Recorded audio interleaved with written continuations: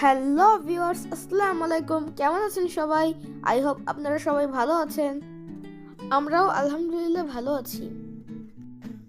আজ দুপুরবেলা মামনি বলছিল ইফতারিতে শরবত বানানোর জন্য চিনি ভিজিয়ে রাখতে, কারণ মামনির শরীর একটু অসুস্থ ছিল। তো চিনি ভিজিয়ে রেখে ডিম তুলতে দেব। আজ আপনাদেরকে আমার দেশি মুরগিগুলো দেখাবো। যারা ভিডিওর এই পর্যায়ে চলে এসেছেন তারা প্লিজ এই ভিডিওতে একটি লাইক দিয়ে ভিডিওটি কন্টিনিউ করবেন, কারণ আপনাদের একটি লাইক আমাকে নতুন নতুন ভিডিও বানাতে অনুপ্রাণিত করে। আর যারা আমার চ্যানেলটিকে সাবস্ক্রাইব করেনি তারা প্লিজ আমার চ্যানেলটিকে সাবস্ক্রাইব করে দিবেন। তো চলুন মুরগিগুলো দেখে আসি এবং কয়টা ডিম পেড়েছে সেগুলোকে নিয়ে আসি।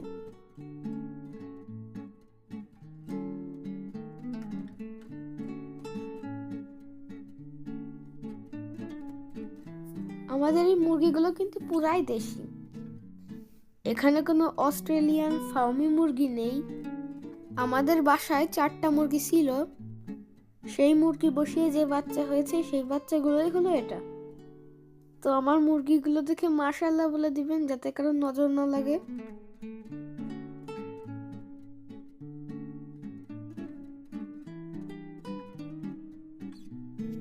তো আমার সবগুলো মুরগি এখনো ডিম পারছে না, 3-4টা মুরগি ডিম পারছে। ইনশাআল্লাহ সবগুলো মুরগি যখন ডিম পারবে আপনাদের সঙ্গে শেয়ার করব। এখান থেকে 3টি ডিম পেয়েছি। এবার চলে যাব আমাদের মেন বাক্সে। এটা হচ্ছে আমাদের 3 তলা বিশিষ্ট পুরাতন বাক্স। আমাদের আগের মুরগিগুলো এখানেই থাকে এবং বাচ্চা ফুটিয়ে উপর তলাতে রাখি। তো এখান থেকে আমি একটি ডিম পেয়েছি, মোট 4টি ডিম।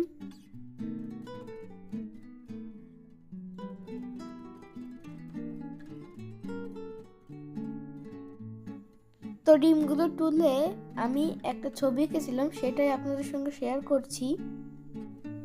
কিসের ছবি এঁকেছি কারোর জানা থাকলে কমেন্ট বক্সে জানাবেন, এবং ছবিটি কেমন হয়েছে সেটিও জানাতে পারেন। এটা হচ্ছে বিকালবেলা, তো আমি একটু আঁকাআঁকি করছিলাম। ছবি আঁকতে আমার ভালোই লাগে।